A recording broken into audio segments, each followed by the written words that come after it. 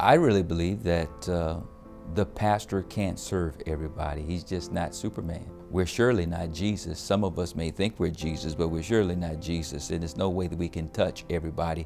And even Jesus had the wisdom to know that I'm going to have to train other people so that they can go out and do as I am training them. Hope for the Heart has provided some great tools for us to equip the body of Christ to be the body of Christ. I remember certain things from my childhood. Some things are a little fuzzy. A few things that I did remember is that I was sexually abused when I was probably about 4 or 5 and by a family member of mine, but chose to not process that my entire life until being involved in care ministry. And to see her now and what God has done in her life and the healing that she's received from the Holy Spirit because of those materials is really touching for me.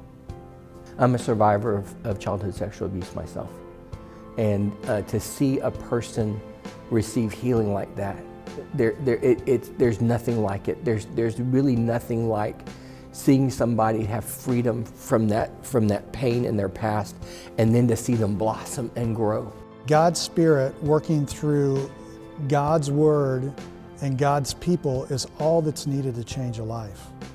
A lot of times those that are in vocational ministry feel like we need to be the saviors, but it's our job to equip the saints to direct them to the one who saves. But our goal is to help them to apply those truths that bring about life formation. So it's education to application to life transformation. And we've seen that happen time and time again in the course of using Hope for the Heart material.